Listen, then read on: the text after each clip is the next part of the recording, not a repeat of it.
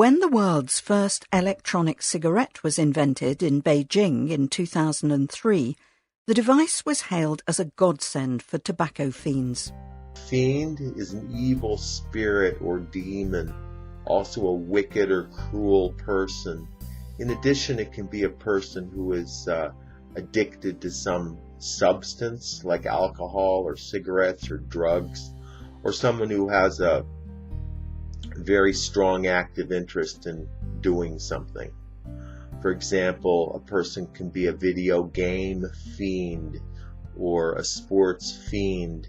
So it's not necessarily something terribly damaging, but they have an excessive interest in doing that. So in this context, a tobacco fiend is somebody that's addicted to cigarettes. An alcohol fiend is an alcoholic. A sports fiend is a fanatic. A dope fiend is somebody that's addicted to drugs. A fiend can also refer to action. So if my apartment is dirty, for example, I can work like a fiend to get it clean before I have visitors come over.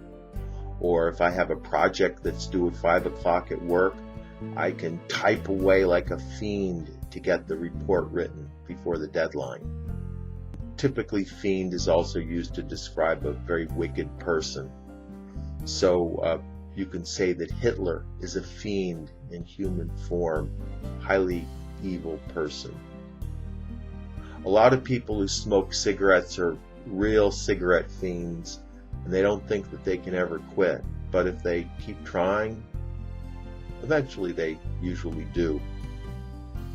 Back in the olden days, I got this big coffee maker and I turned into a coffee fiend.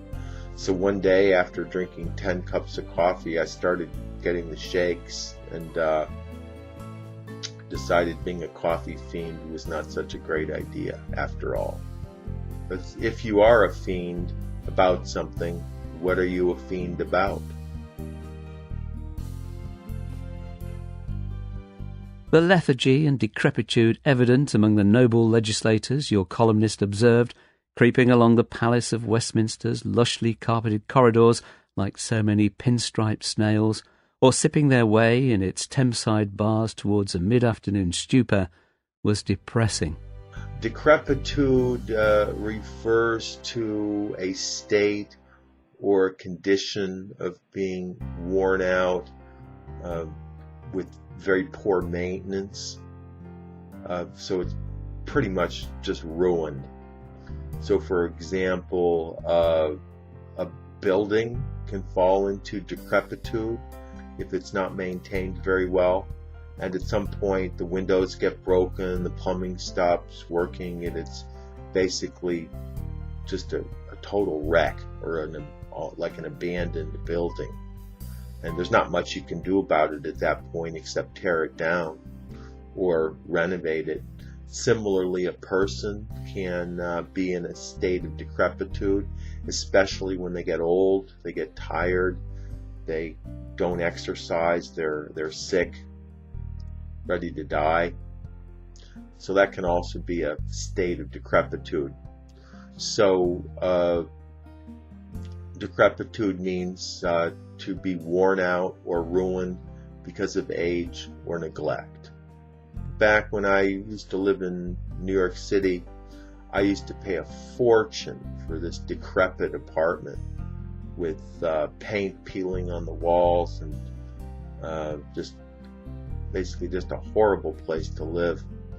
But that's what people do in New York. They pay excessive prices for very poor quality real estate. Back in the olden days, people used to just assume that once people got to be about 60, 65, maybe 70 or so, they were just going to fall apart into decrepitude. But fortunately, over the last 30 or 40 years, people have come to realize that if people exercise regularly, they don't have to face decrepitude, and they can actually stay fairly healthy until their 80s or even their 90s. ESL-fullsteamahead FIEND.com.